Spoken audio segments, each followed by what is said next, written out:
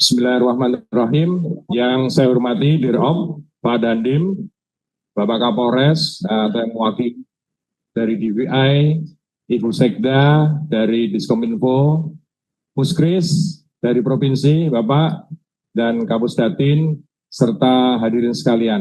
Assalamualaikum warahmatullahi wabarakatuh. Salam sejahtera bagi kita semua. Pagi hari ini kita melaksanakan rapat koordinasi, sehingga target kita pada hari ini bisa selesai. Hari ini bukan sampai dengan matahari terbenam ya, hari ini itu hitungannya sampai jam 12.00 atau pukul 00 nanti malam. Jadi target saya semuanya sudah rata. Jadi besok kita tinggal evaluasi, mudah-mudahan kita dapat temukan jenazah yang tersisa. Perlu kami sampaikan ke hadirin sekalian, atau mungkin sebagian juga sudah mengetahui ya, bahwa sejak tadi malam selesai dari preskon Kapus Dalop, ditemukan lagi 7 jenazah. Praktis yang akan kita cari itu tinggal 13 korban. Ini pun menurut catatan foto-foto yang diberikan oleh pihak pondok pesantren. Secara total berarti korban ini yang meninggal ada 50. Kami dapat bisikan dari Kapus Datinkom bahwa korban inilah korban yang terbesar di tahun ini dari satu bangunan. Dari bencana-bencana alam maupun non-alam yang terjadi di tahun 2025, itu tidak ada korban yang meninggal sebanyak yang ada di Sidoarjo. Mau banjir bandang, gempa bumi di Poso, yang rumahnya roboh banyak sekali, itu di sini adalah yang terbesar. Dan kita ikut turut prihatin, sehingga Bapak Kepala BNPB atas perintah Bapak Presiden hadir di sini bersama kita semua untuk menyelamatkan, untuk mencari, untuk mengevakuasi korban-korban di pondok pesantren Sidoarjo ini. Untuk lebih jelasnya terkait dengan kegiatan yang akan datang, Dirop akan menyampaikan kegiatan-kegiatan tersebut. Silakan Pak Dirop. Selamat pagi semuanya. Assalamualaikum warahmatullahi wabarakatuh. Salam sejahtera untuk kita semua. Terima kasih Pak Deputi atas waktunya. Bapak-bapak, ibu-ibu sekalian yang hadir pada pagi hari ini, seperti disampaikan beliau tadi, update terakhir tadi pada pukul 03.34 kita telah menemukan satu jenazah lagi, sehingga menurut hitungan kami kita peroleh jadi 54 jenazah, plus di dalamnya ada 5 body part. Jadi 54 termasuk di dalamnya 5 body part, jadi yang utuh 49. Nah, kami tadi malam sudah berkoordinasi juga dengan Pak Dandim beserta tim teknis terkait sisi bangunan yang ada di sebelah selatan yang masih menempel. Ini kita tinggal mengejar itu. Harapan kita mungkin hari ini seperti disampaikan Pak Deputi bisa selesai, karena di situ kami masih punya target dari kemarin, yang sisa kemarin. Kalau dari kami itu ada sampai 3 atau 4, 3 terjepit di sisi yang A2 depan, 1 di belakang. Jadi ada 4.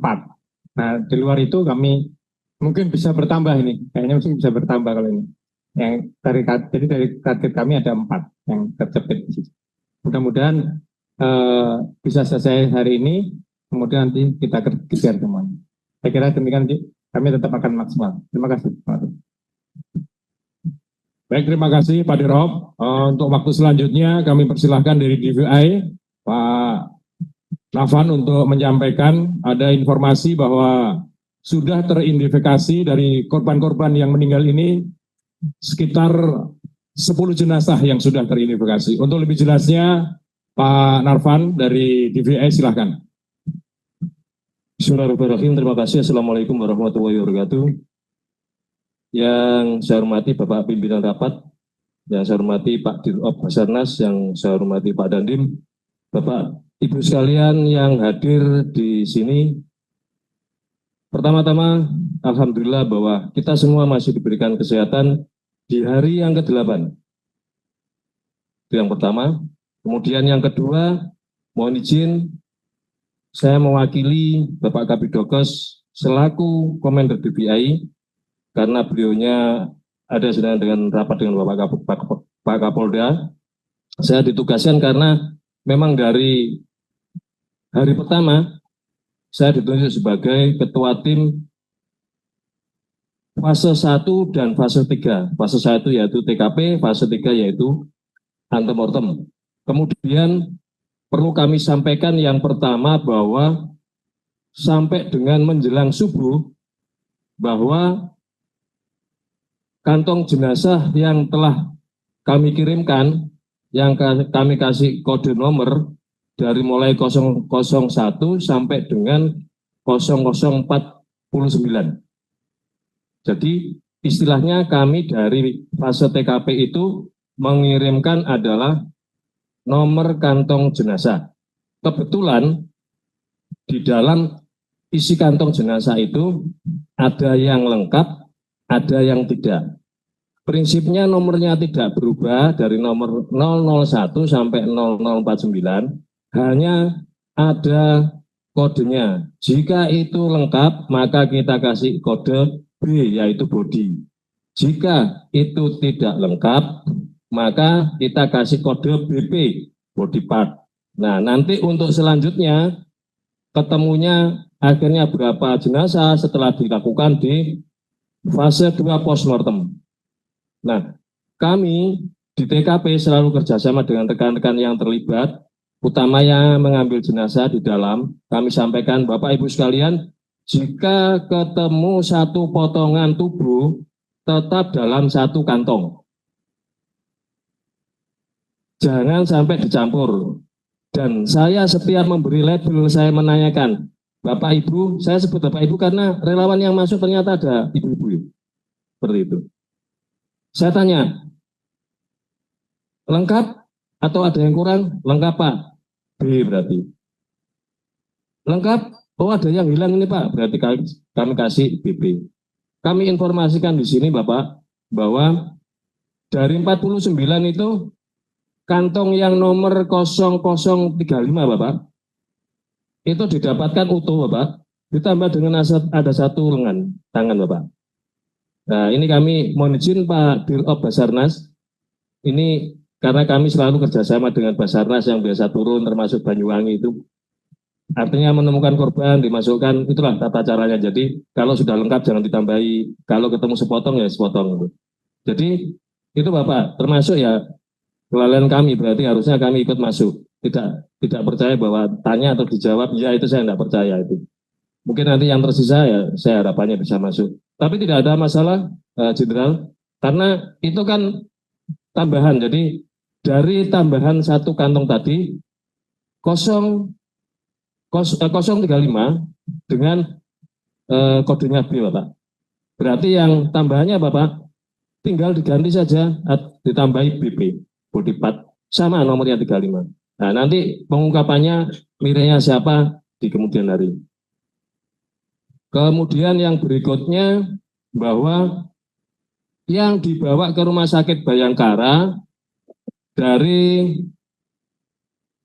001 sampai dengan 00419 yang awalnya sudah teridentifikasi 3 Bapak. Saya dapat laporan semalam itu bahwa ada tambahan 2 Bapak. Yaitu atas nama Nurudin dan Ahmad Rijalul Haq. Nah ini teridentifikasi dari gigi medis properti untuk Nurudin dan satunya sidik jari gigi properti. Biasanya nanti dari rekan-rekan yang di PM Bapak, itu di sana juga sudah ada pos AM, di mana semua keluarga korban yang lapor itu sudah dibuatkan grup, insya Allah sudah disampaikan Bapak untuk itu. Kemudian yang berikutnya yang perlu kami sampaikan berhubung dengan untuk bisa teridentifikasinya korban di hari Sabtu Bapak, itu waktu itu temuan korban ada 9 itu dari jenazah sudah diambil sampel DNA-nya, kemudian dari pihak keluarga korban 58 Bapak, yang rapat yang lalu sudah saya sampaikan bahwa sudah terkirim Bapak. Kemudian ada tambahan 26 korban yang waktu itu diterima, kemarin juga sudah dikirim Bapak, diterbangkan. Yang mengirim masih di Jakarta, mungkin nanti kembali lagi. Kalau ada tambahan lagi, balik lagi ke Jakarta Bapak untuk menyerahkan. Nah, setiap korban yang diidentifikasi, ketika sudah ketemu di sidik jarinya, itu tidak diambil lagi sampel DNA Bapak. Tetapi ketika masih kesulitan, artinya belum bisa pasti, langsung otomatis diambil sampel DNA-nya. Menunggu waktu sampel DNA dikaji lagi, di ini lagi, mungkin bisa saja ada yang ketemu bahwa sebelum ada DNA, hasil DNA sudah ketemu. Nah, mungkin ada tambahan dari pihak keluarga memberikan, misalnya contoh anak itu tersenyum, karena gigi ini bisa didapatkan diantaranya ya bisa dibandingkan kalau anak itu punya foto yang tersenyum, kalau tidak ya tidak bisa membandingkan. Kira-kira dari kami untuk update DVI demikian, Bapak Ibu sekalian, kurang lebihnya mohon maaf, terima kasih. Wabillahi taufiq wal hidayah. Wassalamualaikum warahmatullahi wabarakatuh.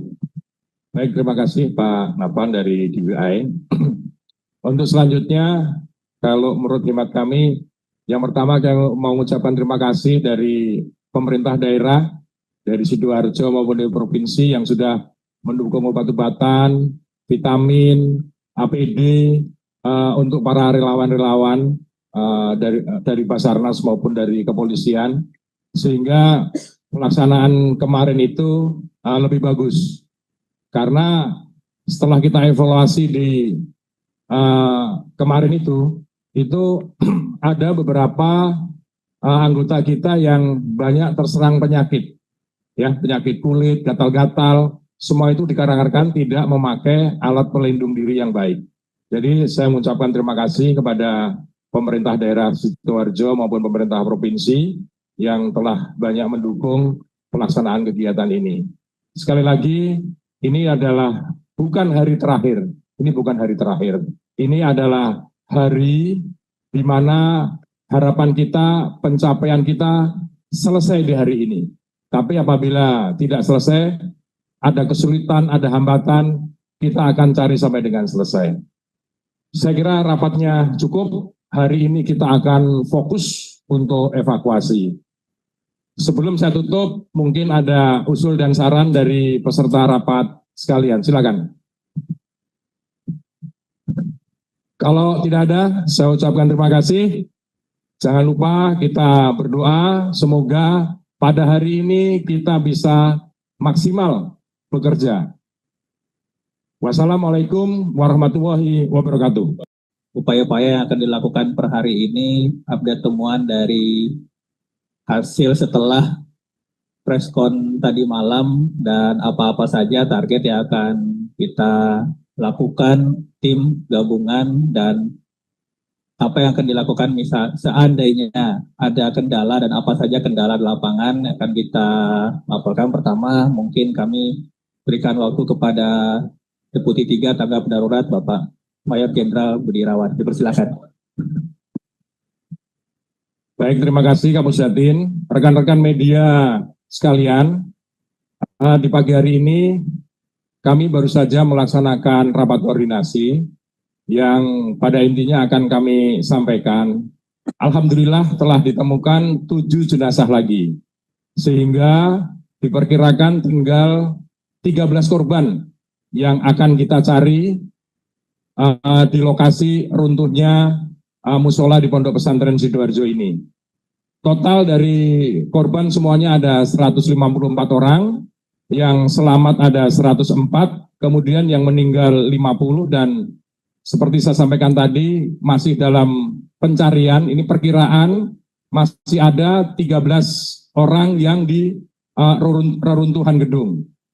Kami baru saja dibisikin oleh Kapusdatin bahwa korban kali ini di sepanjang tahun 2025 ini adalah korban yang cukup besar menurut BNPB.